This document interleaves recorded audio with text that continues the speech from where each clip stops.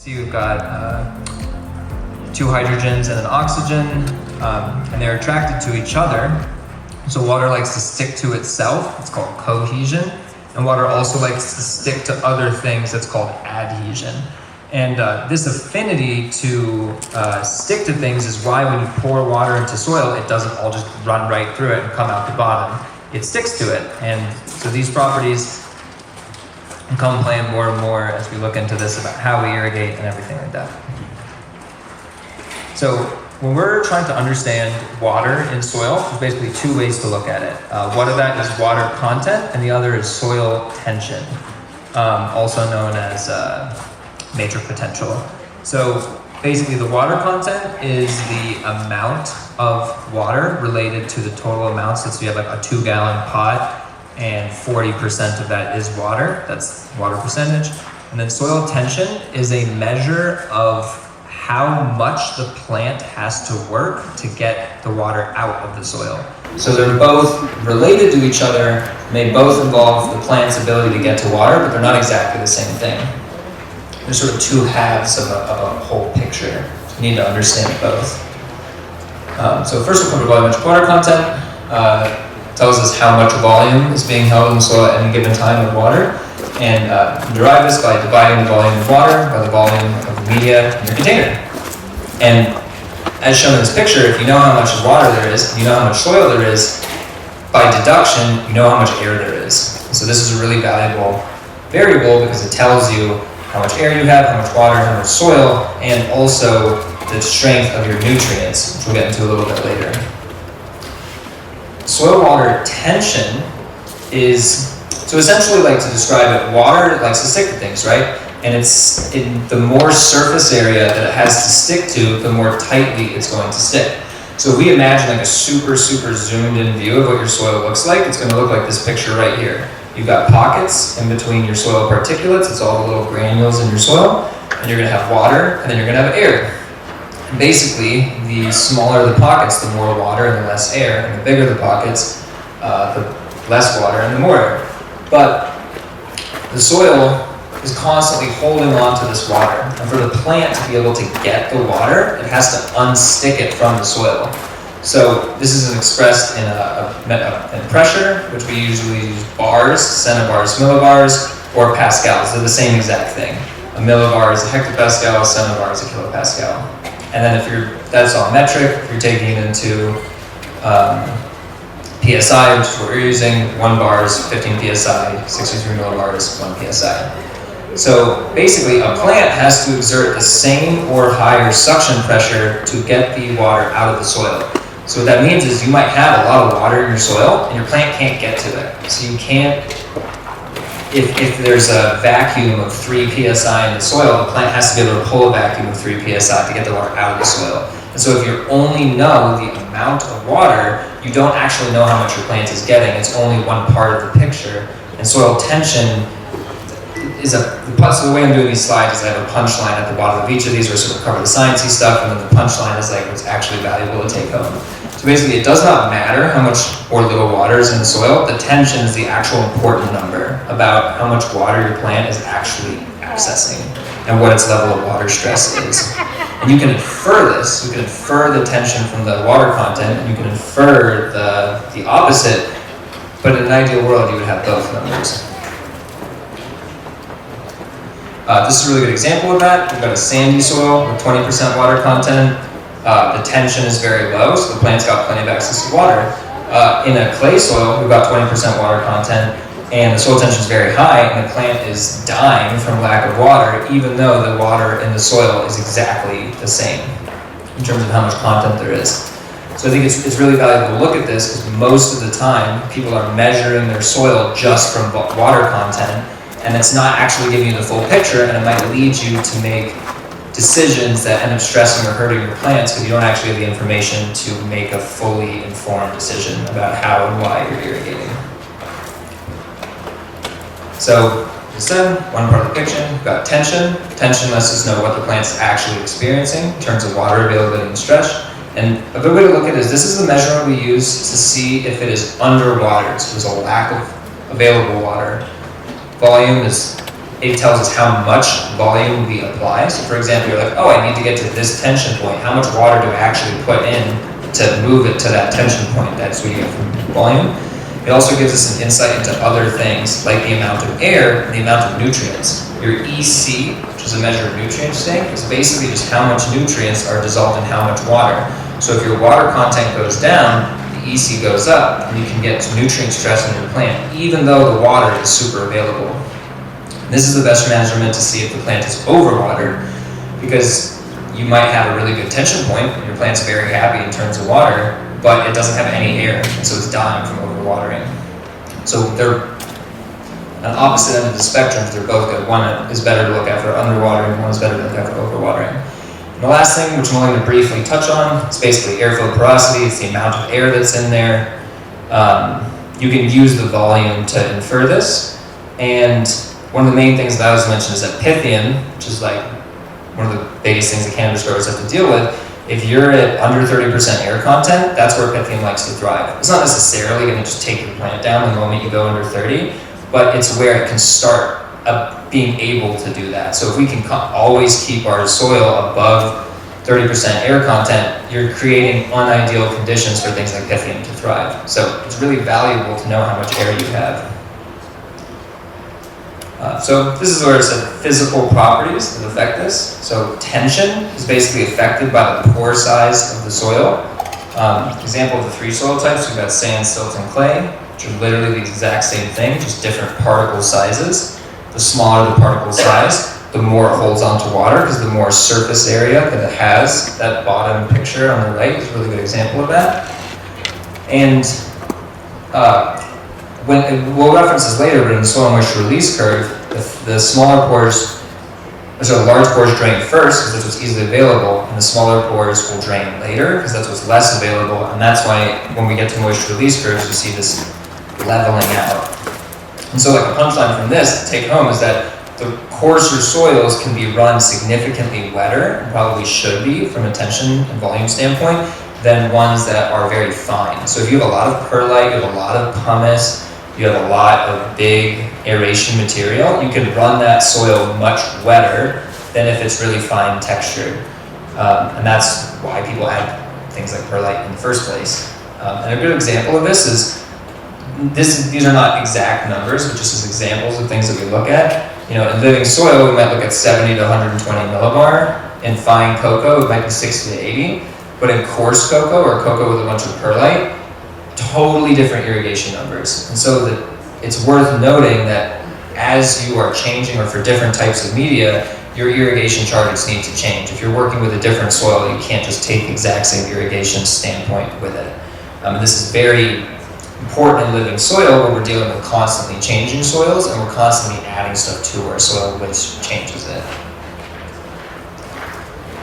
So once again, soil, water, volume, and texture. Soil with smaller poles hold more water. That's why soil that compacts holds less air and more water. That's why it doesn't drain as easily, because there's less for it to drain into. So large aggregates aeration material increases the air content.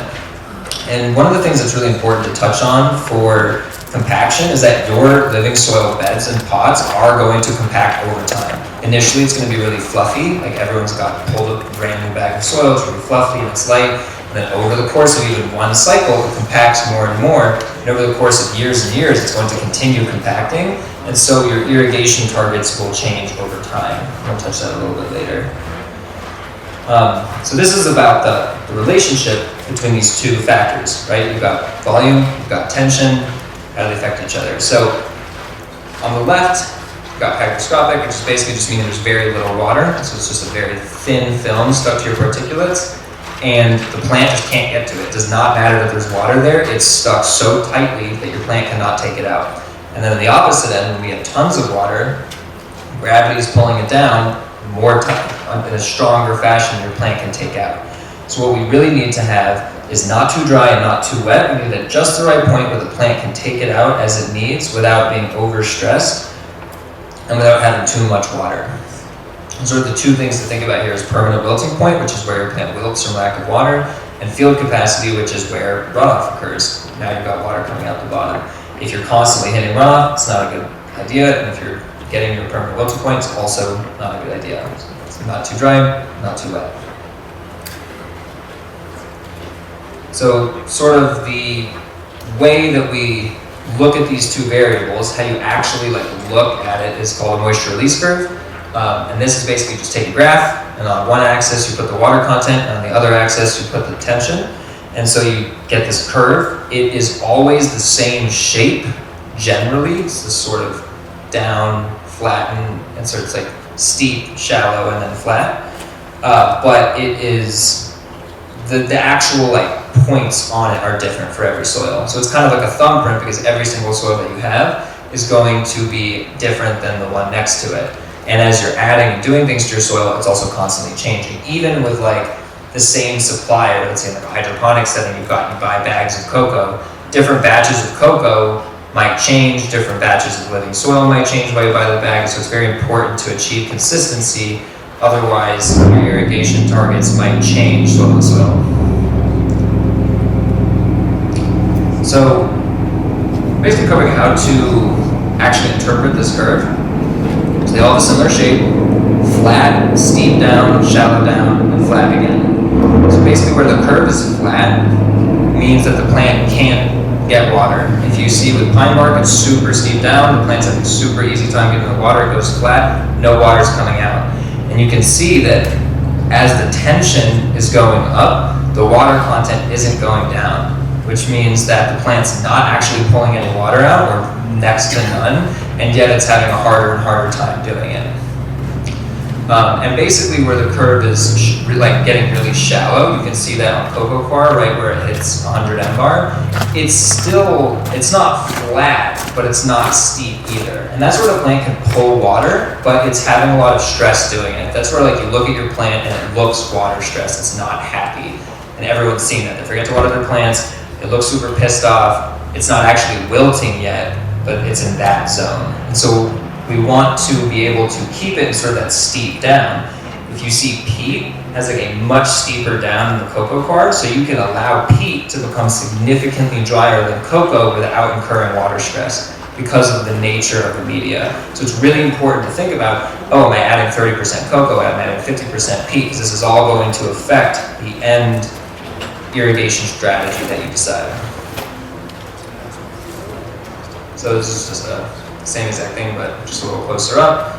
So you can see here, super easy and then not at all. And then cocoa and peat are pretty similar. That's why a lot of times people will have the same irrigation strategy, or at least very similar, and it works pretty well. But you can see they're not the same, because at the same exact tension point, there's different water contents. So peat, for example, at 100 mbar is holding significantly more water than cocoa at 100 mbar. So cocoa is going to be running into nutrient stress at the same exact mbar content that peat is not running into nutrient stress. So basically the point here is that, once again, different medias, different irrigation strategies, and with Blumats we talk about moisture content, millibars and tension points, and it's worth understanding that you can't apply those numbers equally to every single media. This is an example of a soil moisture release curve for true outdoor soils, which is basically a sandy soil, a loamy soil, and a clay soil. As you can see, the clay soil, you can get much more out of it, you can run it much drier without having serious water stress in comparison to the sandy soil, where the water's super available at first, and then not at all. So you have to, for example, in a sandy soil, irrigate very frequently, but in small amounts. Whereas in a clay soil, you can wait much longer in between irrigation events. So this is another one interpreting it. So one thing to think about in terms of the volume, we talked about earlier, as soil water volume goes down, EC goes up. So EC is what's a measure of the nutrient strength. It's the same. It's usually used in measuring nutrient strength for hydroponic feeds, but it's exactly the same in soil. You've got your soil solution, which is how much the microbes have made available. It's now in water. It's the same exact molecules. Nitrate is nitrate is nitrate. And so as you let your soil dry out, even in a living soil setting, that nutrient strength is going to get stronger and stronger, and it's going to really stress your plant out. So even as an example of this is when your curve can be like really steep, and you can get a really good tension point for your soil, but there's zero air, so the thing's drowning. And so what we need to do, and I find this is like the same for everything in growing, it's just like with like HVAC and lighting, you gotta have your humidity and your temperature and your lighting and your nutrients, and they all need to be in balance with each other. You always have to consider everything in the context of everything else. So we wanna have the point where we've got a really good tension point, we've got adequate EC levels, nutrient strength, and we also have good air. And once we find that point, that is the point that you want to exist at in your media. So that's like, oh, I'm shooting to be as close to this as possible. And we really need to be thinking about these factors all the time when we're deciding how to irrigate. So just going into a little bit of just different soil moisture sensors that are available to measure these different things. So volumetric water content sensors, it's often paired with soil temp and EC as a single sensor. It measures the volume of water as a percent of the total media, it's volumetric water content. And you can infer a lot with this data. If you were to pick one data point that can tell you a lot of other things, this is going to be the one. And that's why a lot of people choose to not do tension and use tensiometers, and they choose to do this. But the one thing that it doesn't tell you is what your plant is actually experiencing in terms of water. It just allows you to infer it, and then allows you to know a lot of other things that might be stressing your plant out. The one thing about these sensors is that they're really reliant on being properly calibrated, so it's really important to choose a high quality sensor. They're not all the same. If you buy a cheap Chinese sensor versus like a research grade sensor, you cannot necessarily trust the readings that you're getting. And I think everyone who's ever worked with sensors has had that experience where, you know, the same sensor at different points, the same point, it can just be all over the place. So it's really important to buy high quality sensors, and that's where this can get really expensive. High quality sensors can be $400 to $500, and even then, you sometimes can't trust the reading. And this is less common to do, but the most accurate way to measure the water volume is by weight. Like, I think people are like, oh, why a gram? Like, what is a gram? A gram is just the weight of 1 milliliter of water. So the most accurate way to understand how much water your soil is holding is just know what the weight of it is dry, and then know what the weight of it is wet, and then boom, now you just divide one by the other and you know how much it holds. So you can also use this to calculate the plant's growth rate and weight. So for example, if you know how much the soil holds when it's fully saturated, any additional weight on top of that is the weight of your plant. And in like a living soil bed, you're obviously not going to be able to do this, but in veg, you can actually calculate how many grams your plant is growing every single day.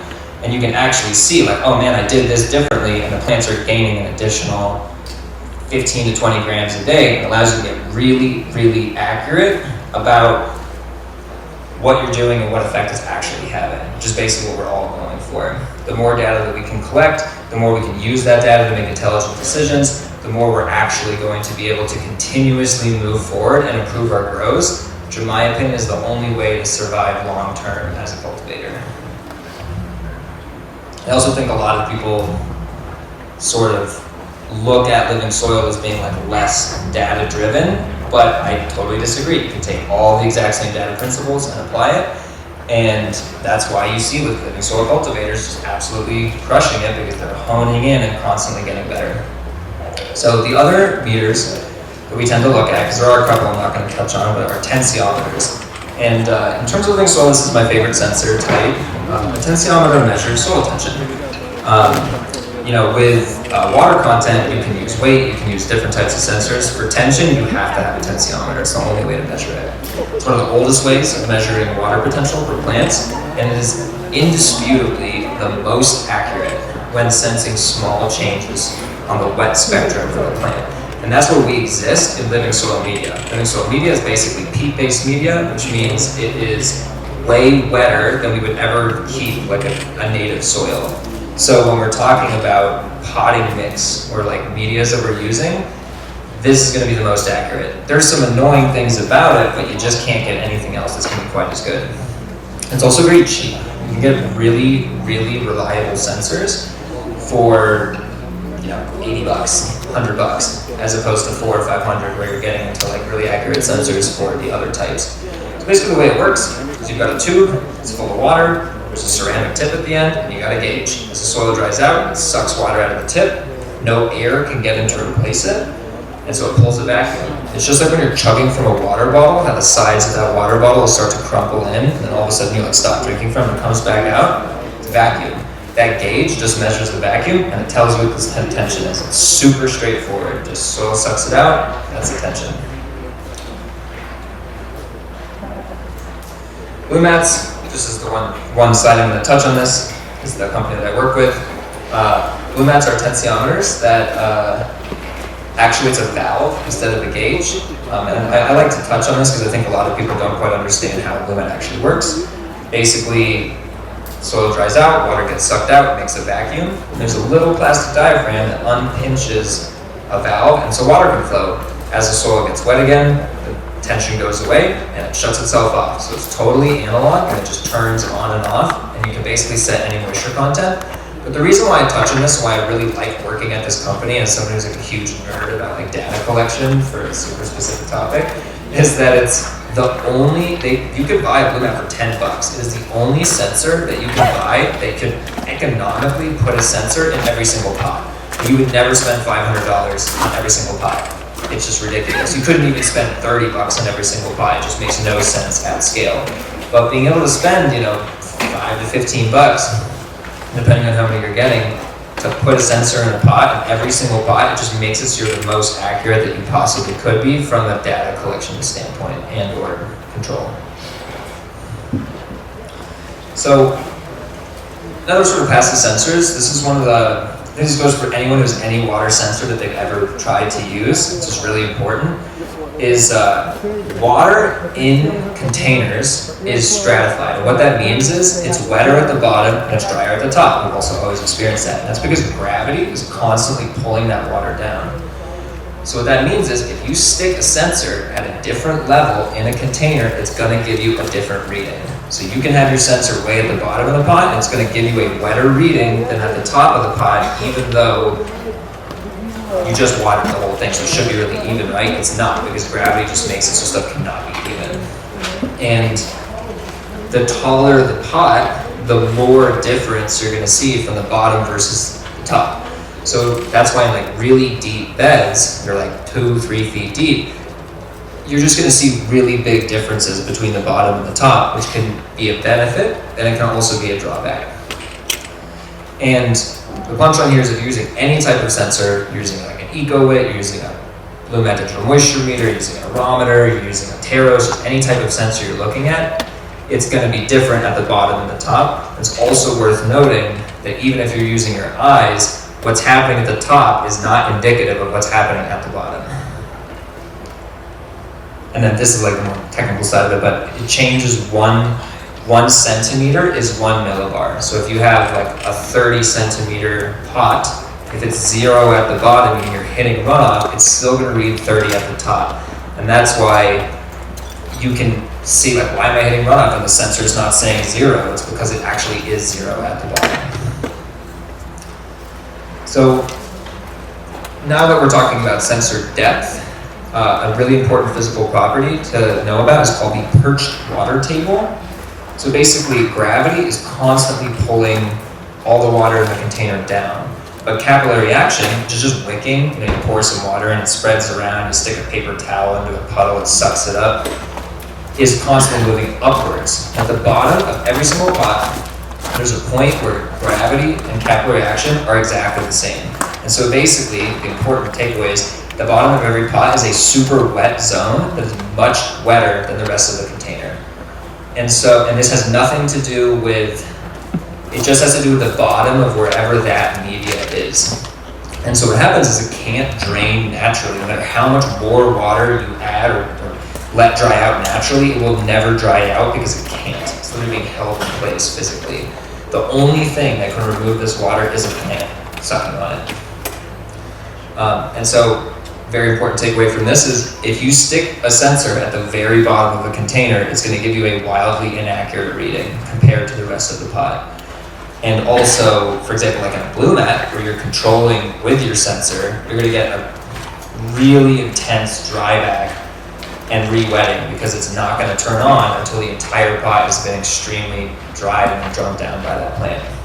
The other thing that's important is it's very common. You see a lot of people putting like gravel at the bottom of their beds to like improve aeration. It doesn't actually improve aeration. It just moves the water table up and actually takes away available root space. This is a really good example of that. If you've got a zone at the bottom that's way too wet, everything else is good. And if you put a layer of gravel at the bottom, you still have the exact same perch water table, except now it's higher. So you just took away a huge amount of volume in your bed. So basically, it's not like it's inherently bad in certain ways, but it is removing root space from your plant to do this. And it's also making it so you've got a stronger difference between the bottom and the top.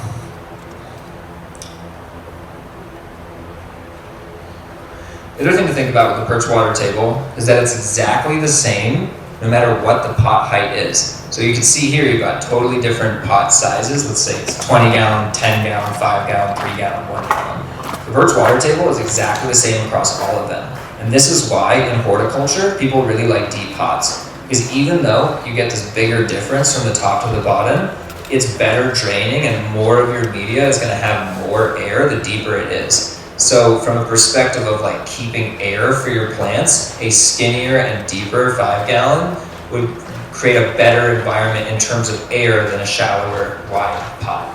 But it's also going to be less consistent and therefore harder to manage. So there's just different drawbacks and benefits to everything. And I wouldn't say any one style is necessarily better than the other. You just have to think to yourself about a shallower container is more prone to being overwatered, but it's also more easy to know and how to control it.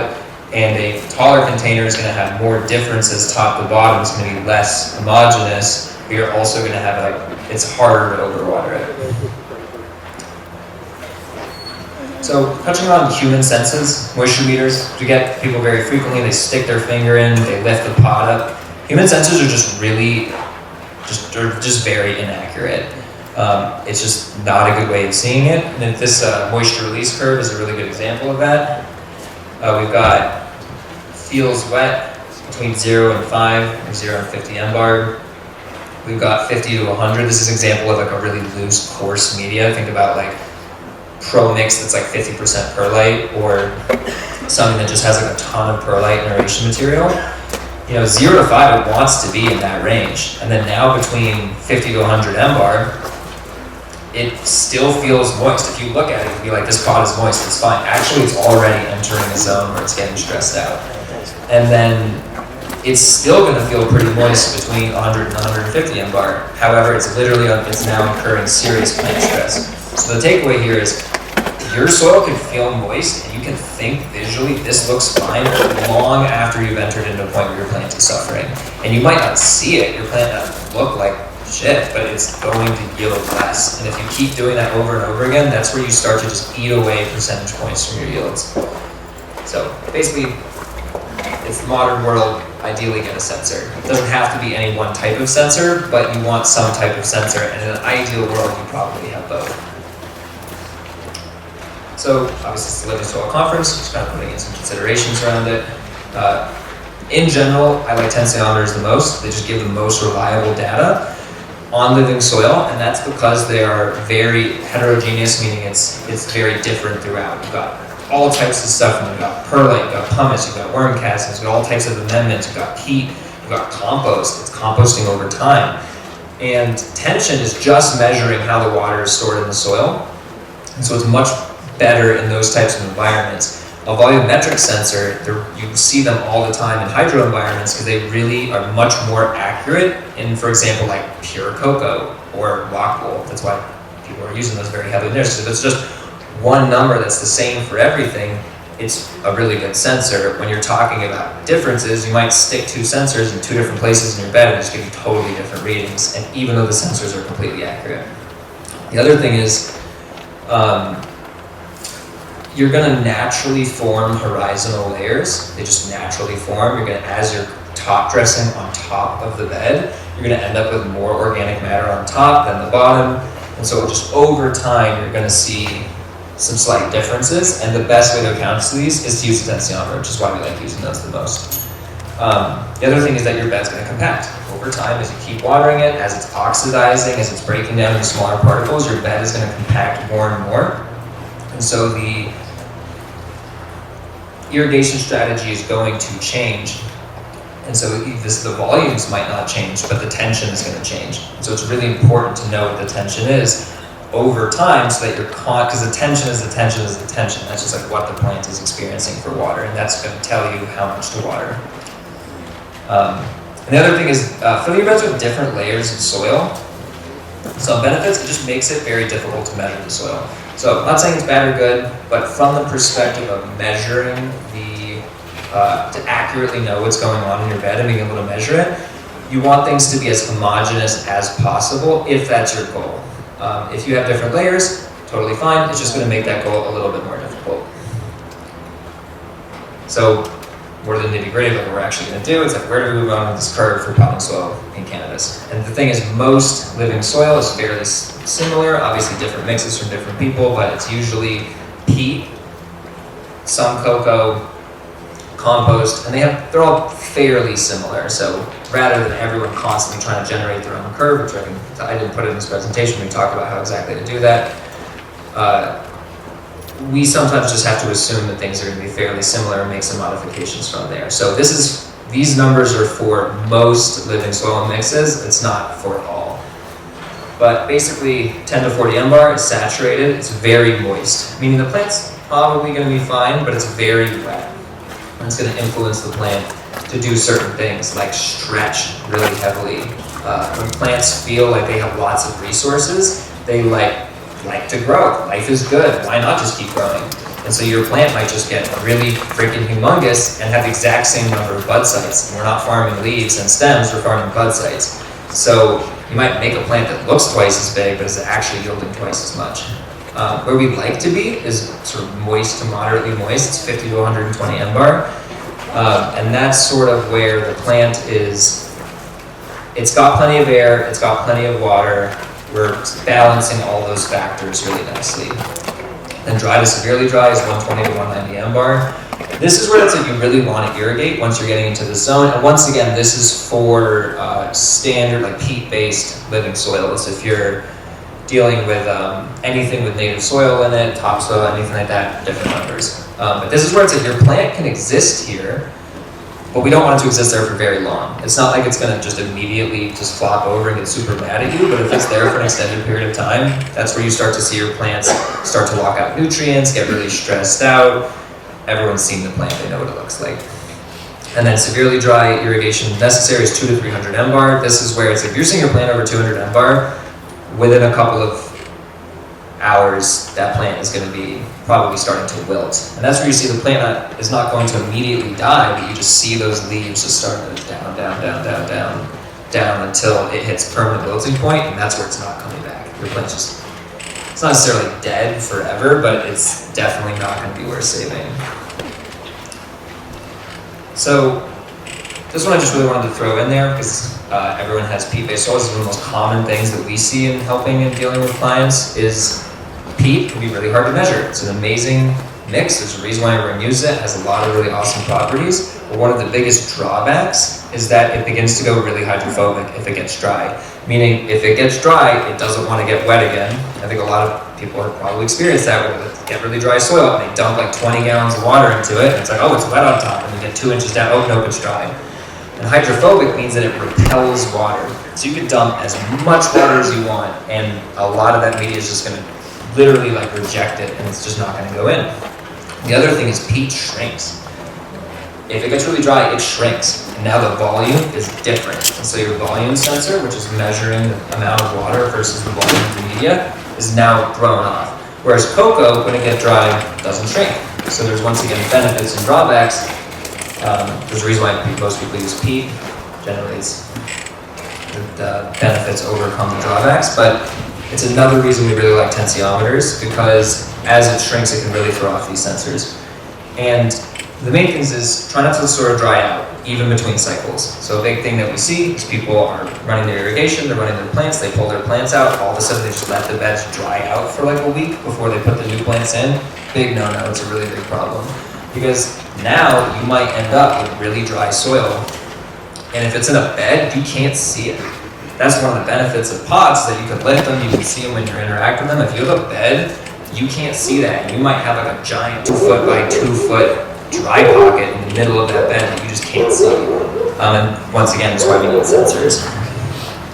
This is a graph that I found pretty deep in a research paper that I was reading that I really liked. It shows, once again, not all peat is exactly the same, so this is just general context, but basically, moisture content's at the bottom, it's percent of hydrophobic.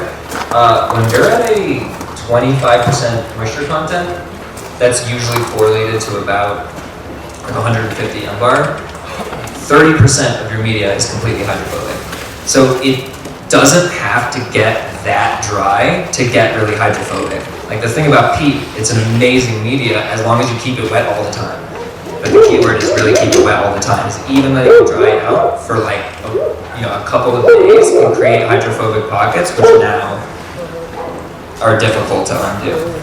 And a really good way to undo it is people need to do, but mix your soil up while you're watering. Use wetting agents, build soil, some really good options like Q extract, stuff like that. There's a lot of options out there, but it becomes increasingly more difficult the drier you become, and so we want to keep our beds moist all the time, whether or not there's a plant in it, ideally. And we don't want to dry back too hard because we can't come back from it. Something like rock or something like cocoa, if you let it dry out and water will come right back. Peat, you cannot do that.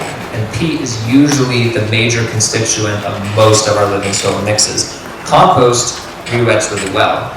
So obviously compost can have its issues, but if you have a lot of compost in there, this mitigates this problem quite a bit. So where's this sort of all leading to? It's available water content. The available water content is basically the point between runoff and wilting. That's the total zone of available water.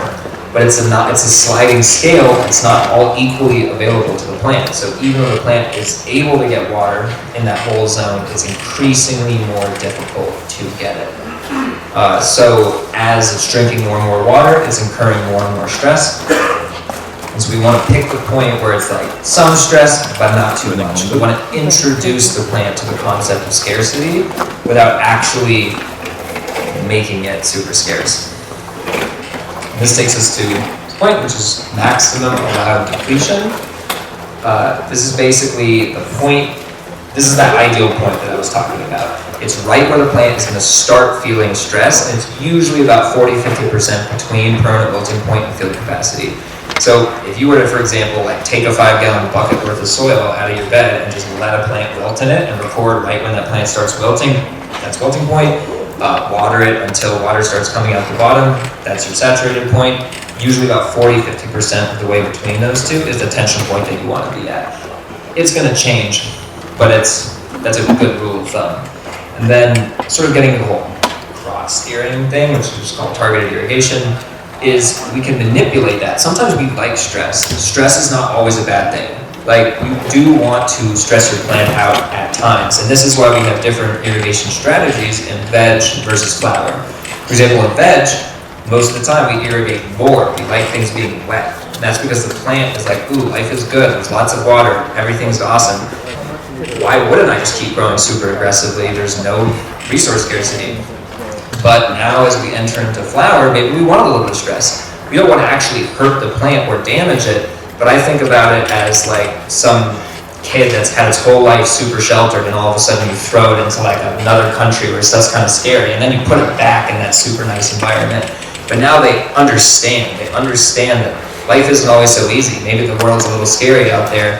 Maybe they should conserve their resources and not get so tall and make tighter flowering spaces. So it's a really good example of where we can work with and use stress to our advantage. But it's a really narrow window between where stress can be helpful and where all of a sudden you're damaging the plant and hurting your yields. And so you really want sensors, you want to be able to accurately use these sensors so that you can actually make informed decisions about how to influence your plant with watering. Here's another example of the maximum completion. And this can change, like I said, it's like throughout, and everyone has different strategies. I've seen people absolutely crush it running a vegetative strategy, just keeping it really wet all the time. Like they've got Blumat and just running it constantly wet, and the plants are absolutely stoked and really happy. Given this media probably has a lot of perlite, probably has a lot of pumice. An example of this is like builder soils mixes usually have a lot of aeration material. You can run them really wet. Certain other ones you probably wouldn't want to. Yeah. Some references. That's presentation. Yeah.